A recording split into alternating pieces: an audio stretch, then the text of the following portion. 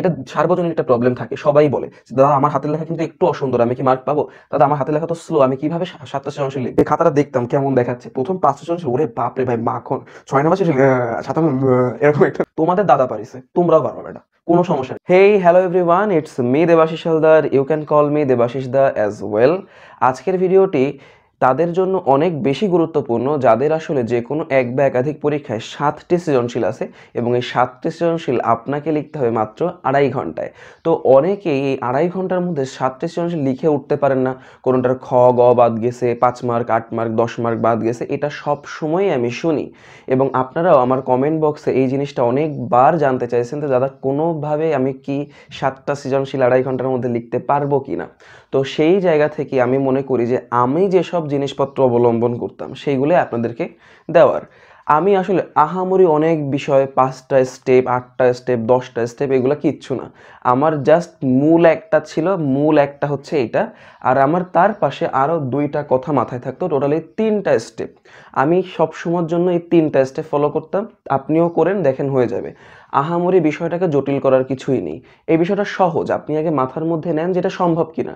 আপনার আগে আমরা থেকে শুরু করে অনেকেই এটা লিখে আসছে, তার মানে এটা সম্ভব এবং সহজ, শুধুমাত্র আপনার কাছে মনে হয় কোনো না কোনো কারণে কঠিন মনে হচ্ছে। ওকে, তাহলে আমরা একটু দেখে ফেলি যে যদি 7টা সৃজনশীল আপনাকে 2.5 ঘন্টায় লিখতে হয় তাহলে আপনাকে আসলে কি করতে হবে। ভালো করে খেয়াল করেন, 2.5 ঘন্টাকে যদি আমরা একটু ভাঙি তাহলে 2.5 ঘন্টা সমান সমান আসে হচ্ছে 150 মিনিট। 150 মিনিট। এখন এই 150 মিনিটের খেলাটায় আপনাকে কিভাবে জয়ী হতে হবে একটু ভালো করে খেয়াল করেন। প্রথম এবং এটা হচ্ছে very very very important, very very very important, সময় ব্যবস্থাপনা। আপনাদেরকে একটু বলে রাখি, যারা যারা এই ভিডিওটা দেখেন একটু কাইন্ডলি শেয়ার করে দিয়েন, ঠিক আছে? সাবস্ক্রাইব করেন বা না করেন আপনারা একটু শেয়ার করে দিয়েন যাতে আমার এই কথাগুলো একটু বেশি মানুষের কাছ পর্যন্ত পৌঁছায়, যাদের আসলে এই কথাগুলো অনেক বেশি দরকার, যাদের আসলে এই কথাগুলো বলার কেউ নেই, সেই পর্যন্ত যেন পৌঁছায়, এটাই হচ্ছে আমার ভিডিওর মূল লক্ষ্য। সো আপনারা একটু চেষ্টা করেন যেন ওই পর্যন্ত আমার ভিডিওটা পৌঁছায়, এটার দায়িত্ব আমি আপনাদেরকে দিলাম। ওকে, এখন আসেন ভেরি ভেরি ভেরি ইম্পর্টেন্ট, সময় ব্যবস্থাপনা। সময় ব্যবস্থাপনাটা আপনি কিভাবে করবেন একটু খেয়াল করেন। 1 নাম্বার থেকে 7 নাম্বার সৃজনশীল পর্যন্ত আপনার আছে। প্রথম সৃজনশীলকে আপনার সময় দিতে হবে 30 মিনিট। কেন 30 মিনিট সময় দিতে হবে? Overall 30 minute. আপনি 30 মিনিট প্রথম সৃজনশীল লিখবেন এরকমটা না কিন্তু। আপনার প্রথম সৃজনশীলের আগে অনেক কাজ আছে। অনেক কাজ বলতে কি, যে খাতাগুলা একটু কষি টানা। মনে করেন আপনি প্রথম সৃজনশীলের মধ্যেই সব টাইম লিখতেছেন, ঠিক আছে? সব টাইম আমি এর মধ্যেই ইনক্লুড করে ফেললাম। এরপর কোশ্চেনটা একটু রিভিউ করা, যে আমার কোনটা আসছে কোনটা না আসছে। যদিও আমি কিন্তু কোশ্চেন রিভিউ করতাম না, আমি ওটা বলতেছি। কোশ্চেনটা রিভিউ করা, কোনটা আসছে কোনটা না আসছে, কোনটা আপনি লিখবেন বা কোনটা না লিখবেন, এটা মাইন্ডের মধ্যে একটা সেট আপ নেওয়া। এরপর প্রথমটা লেখা শুরু করা থেকে শেষ করা, এই টোটাল প্রসেসটা আপনি করবেন 30 মিনিটের মধ্যে। 30, ঘড়ি ধরা 30, ঠিক আছে? এরপর 2 নাম্বার, যেটা 2 নাম্বারটাও চেষ্টা করবেন অনেক ভালো করে লেখার। 2 নাম্বারটাও আপনি মোটামুটি 25 মিনিটের মধ্যে লেখার চেষ্টা করবেন, 25। 3 নাম্বার থেকে 6 নাম্বার পর্যন্ত চেষ্টা করবেন 20 মিনিটের মধ্যে লেখার, এবং 7 নাম্বারটা আপনি ট্রাই করেন 15 মিনিটের মধ্যে লেখার। 7 নাম্বারটা একটু খেয়াল করেন তো, এই প্রত্যেকটা জায়গায় টাইমিংটা সেট আপ করা কতটা ইম্পর্টেন্ট এটা একটু খেয়াল করেন। জাস্ট ঘড়িটা ধরবেন এবং এই 30 মিনিটের মধ্যে ঘ নাম্বার যদি আপনার জাস্ট 1 পেজ বা 1 পেজের একটু বেশি হয়, আপনি ওই পর্যন্তই রেখে দেন। ফাঁকা রাখেন জায়গা, কোনো সমস্যা নেই, এটা আমি বলতেছি, একটু পরে বলে দিচ্ছি। ফাঁকা রাখেন, কিন্তু টাইমিংটা কোনোভাবে উল্টায়েন না। 30 মিনিট আমার শেষ, তার মানে আমার প্রথম সৃজনশীল লেখা শেষ। এরপর 2 নাম্বারে চলে আসেন, 2 নাম্বারের 25 মিনিট শেষ, তার মানে আমার লেখা শেষ, 2 নাম্বার লেখা শেষ, কোনো কথা হবে না। 3 নাম্বারে যেতে হবে, যতটুকুই বাকি থাকুক। আপনাকে এইখানে অবশ্যই এবং অবশ্যই লোভ সামলাতে হবে। সময় ব্যবস্থাপনার অন্যতম একটা সূত্র হচ্ছে লোভ সামলানো। লোভ সামলানো। লোভ সামলানো মানে কি?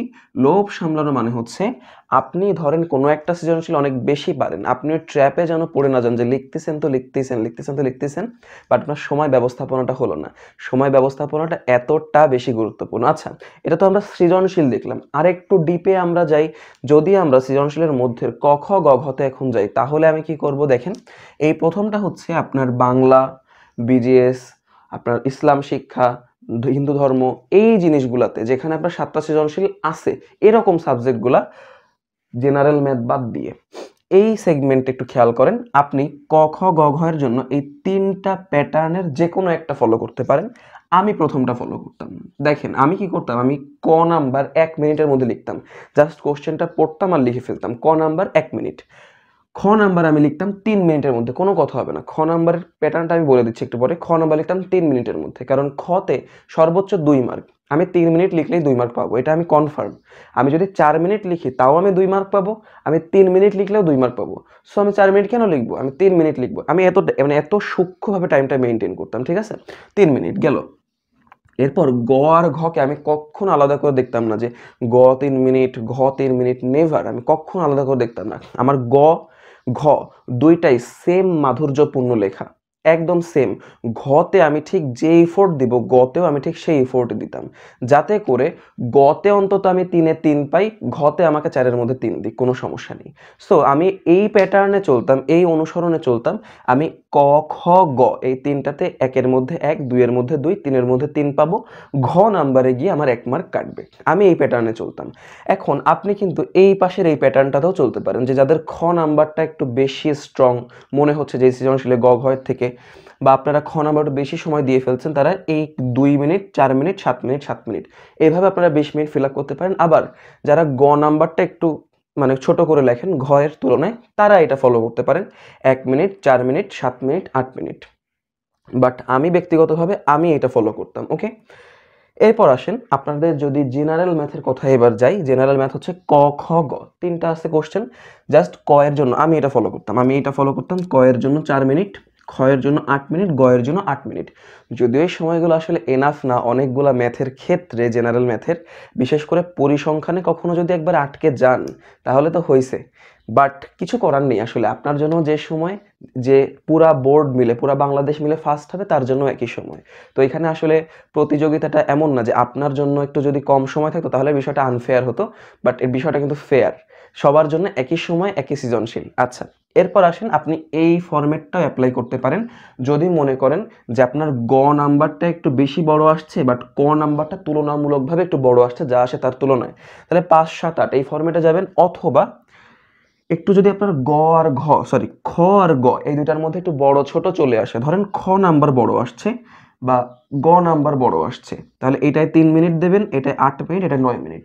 যদি খ নাম্বার বড় আসে, খ নাম্বারে 9 মিনিট দেবেন, গ নাম্বারে 8 মিনিট দেবেন। হিসাবটা ক্লিয়ার?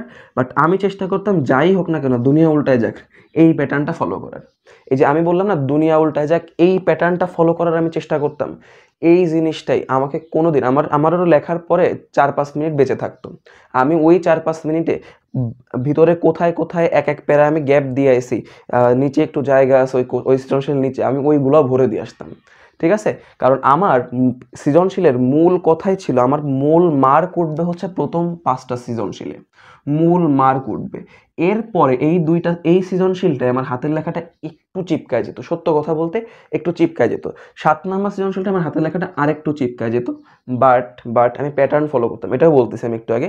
আমার মূল মার্ক উঠবে প্রথম 5টা সৃজনশীলে, কোনো কথা হবে না, একদম to the point timing maintain হবে, টু দ্য পয়েন্ট এই জিনিসটা মেনটেন হবে।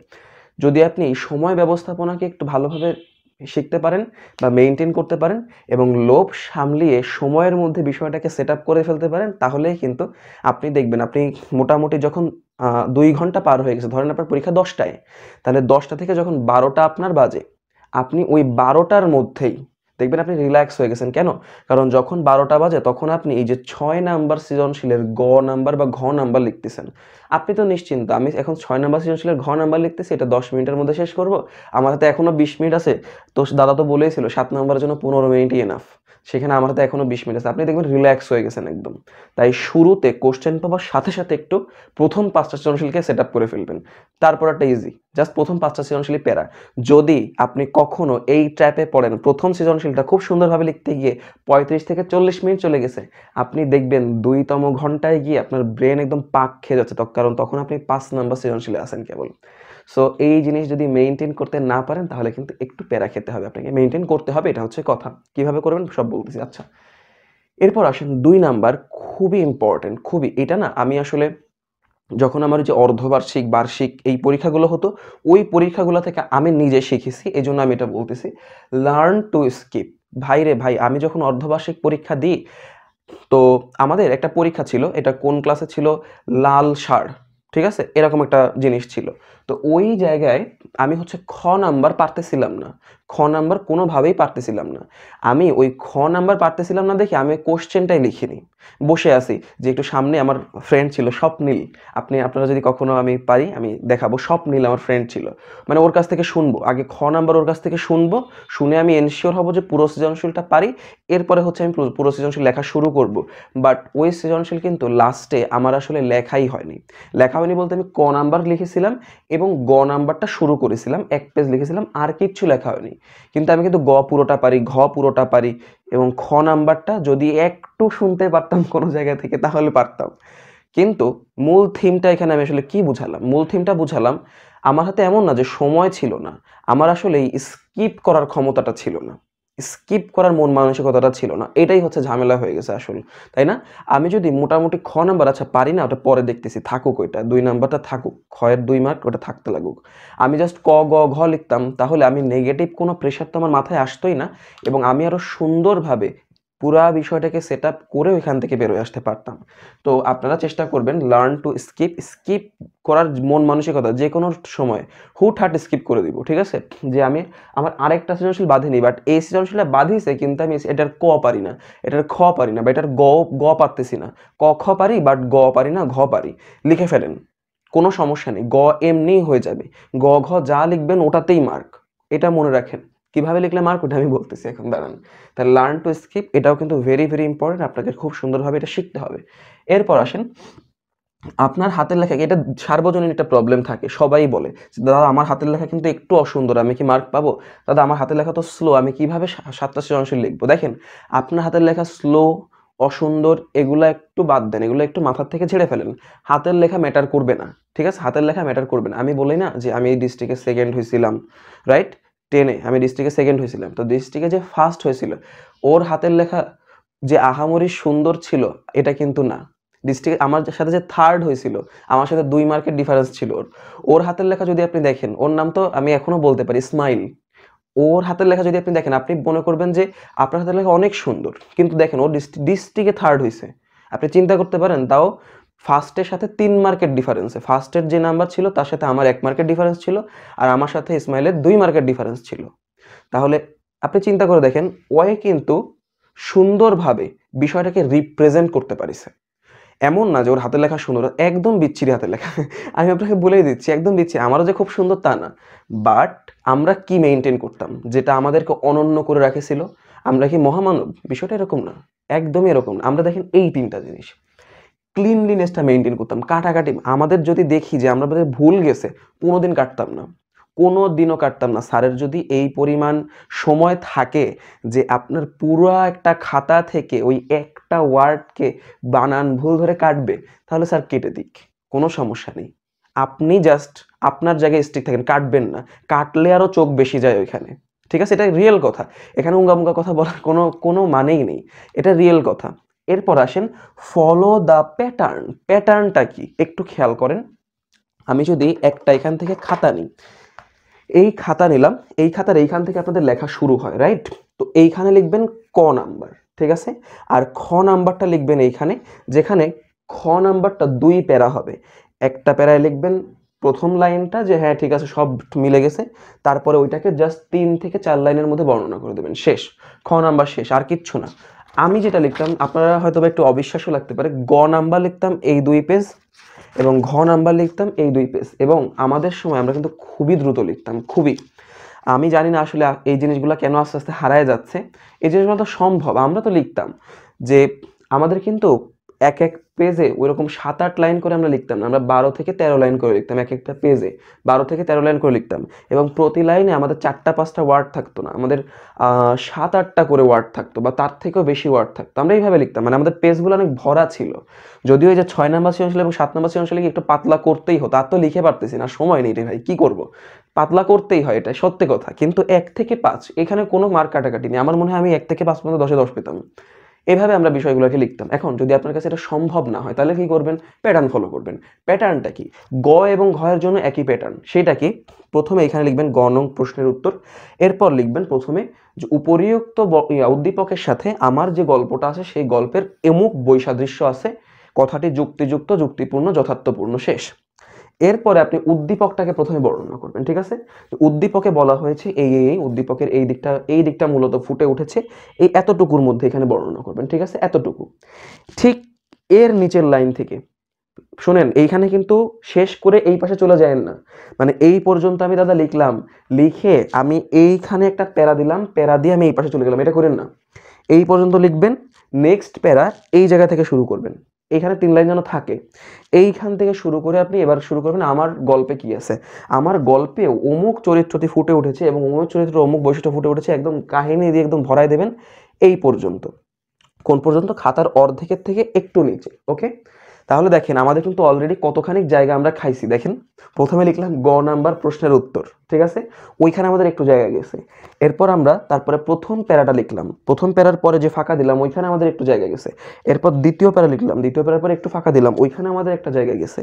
এরপর এই পর্যন্ত এসে একটা ফাঁকা দেবো, ওইখানে আমাদের একটু জায়গা গেল। এরপর লাস্টে লিখবো, অতএব উপরিউক্ত বর্ণনা থেকে এটা স্পষ্টরূপে প্রতীয়মান হয় যে উপরিউক্ত বর্ণনাটি যথার্থ, যুক্তিযুক্তপূর্ণ এবং সেরা। ঠিক আছে, আপনি এইভাবে সুন্দর করে, আপনি কিন্তু এমন না যে অনেক লিখে ফেলেছেন, আপনি জাস্ট জিনিসটার প্যাটার্নটা ফলো করেছেন, ওকে। চেষ্টা করবেন প্যাটার্ন ফলো করে এই খাতার অর্ধেকের নিচে আসার, মানে গ নাম্বার এবং ঘ নাম্বার দুইটাই এখান থেকে শুরু করে খাতার অর্ধেকের নিচে আসার, সেকেন্ড পেজের অর্ধেকের নিচে আসার। দরকার হলে আপনি লাইন একটু ফাঁকা ফাঁকা দেন। আমি যেখানে 12 লাইন লিখতাম একটা পেজে, আপনি সেখানে 9 লাইন লেখেন, একটা পেজে 9 লাইন লেখেন, কোনো সমস্যা নেই। আমি যেখানে একটা লাইনে 8 থেকে 10টা ওয়ার্ড লিখতাম, আপনি সেখানে খুব সুন্দর করে 5টা ওয়ার্ড লেখেন, সমস্যা নেই। বাট আপনার এই জায়গা থেকে শুরু হয়ে খাতার অর্ধেকের একটু বেশি যেন মেনটেন হয়, কারণ এখানে একটা সাইকোলজি কাজ করে। সাইকোলজি কি, টিচার যখন দেখবে, আমি জানি না আপনি এটা সম্পর্কে অবহিত কিনা, স্যারের প্রথম কনসার্ন থাকে দর্শন। দর্শন পেহেলে দর্শনধারী উসকে বাদ গুণ বিচারী, ঠিক আছে।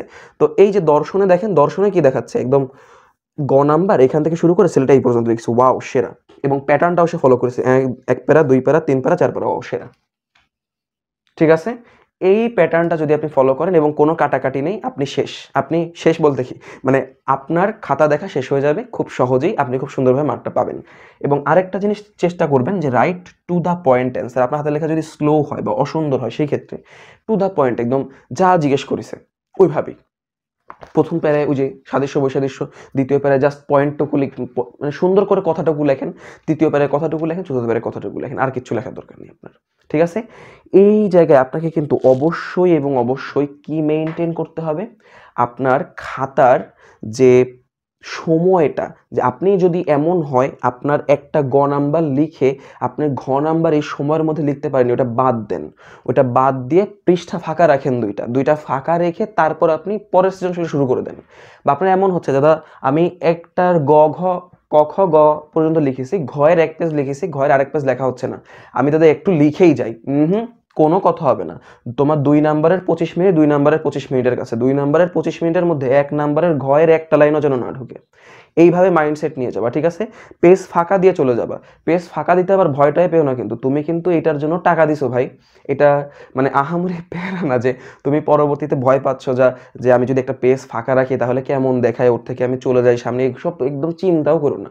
তুমি পরে সময় পাবা, তুমি যদি এইটা ফলো করো না, তুমি দেখবা তুমি লাস্টে 4-5 মিনিট সময় পাচ্ছ। এই সাইকোলজি বলে ভাই, আমি তো পেতাম, তুমিও পাবা লাস্টে 4-5 মিনিট। আমরা তো আমাদের সময় লিখে আবার রিভিশনও দিতাম রে ভাই, যে খাতাটা দেখতাম কেমন দেখাচ্ছে, প্রথম 5টা ছিল ওরে বাপ রে ভাই মাখন, 6 নাম্বার শেষে 7 এরকম একটা বিষয় হয়ে যেত আর কি। তো যাই হোক, তোমাদের মার্ক উঠবে প্রথম 5টা সৃজনশীল, এটা মাথায় রাখবা। 6 নাম্বারে একটু কমবে, 7 নাম্বারে আর একটু কমবে, এটা স্বাভাবিক, এটা স্বাভাবিক। তুমি কখনোই পারবা না একের সাথে সাথের মিল করতে, ঠিক আছে। তো তুমি যদি এই 3টা জিনিস একটু মেনটেন করো ভাই, আমার মনে হয় তোমার জীবনে আহামরি কোনো সমস্যা থাকার কথা না।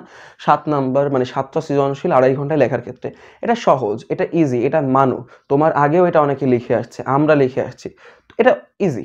এটা মেনে তারপর তুমি কাজ শুরু করো। আমার মনে হয় তাহলে আর সমস্যা হবে না। বিষয়টা কি তোমরা মনে হয় মানতে পারো না যে ২.৫ ঘন্টায় ৭ টা সৃজনশীল সম্ভবই না। এই যখনই তোমরা এই জিনিসটা এই নেগেটিভ একটা থটে যাচ্ছ, তখনই কিন্তু ঝামেলাটা হয়ে যাচ্ছে। তখন তুমি সামনের দিকে যাওয়ার আর শক্তি পাচ্ছ না। রাইট? তো তোমরা একটু আগে মেনে নাও যে তোমাদের এই পক্ষে এটা সম্ভব। কেন সম্ভব? দাদা বলেছে সম্ভব। আমাদের দাদা পারিছে ভাই। মানে আমার দাদা যদি পারত, তাহলে আমি কেন পারব না? তোমাদের দাদা পারিছে, তোমরাও পারবা বেটা। কোনো সমস্যা নেই, কোনো টেনশনই নেই কোনো। ঠিক আছে? তো তোমরা ভালো থাকো, সুস্থ থাকো। আমার মনে হয় আমি যথেষ্ট পরিমাণ তোমাদেরকে বুঝাতে পেরেছি। কথাগুলো মনে হয় তোমাদের কাজে আসবে। আর অন্য কোনো চাহিদা থাকলে অবশ্যই আমাকে একটু জানিও কমেন্ট বক্সে। আমি তো তোমাদের সবার কমেন্টে রিপ্লাই করার চেষ্টা করি। অ্যান্ড ভালো থেকো, সুস্থ থাকো। দাদার জন্য অনেক বেশি দোয়া রেখো। তোমাদের জন্য অনেক, অনেক শুভকামনা থাকলো মন থেকে। ভালো থেকো, সুস্থ থেকো। Wishing you a very, very, very good luck. Always keep glowing juniors. Thank you very much.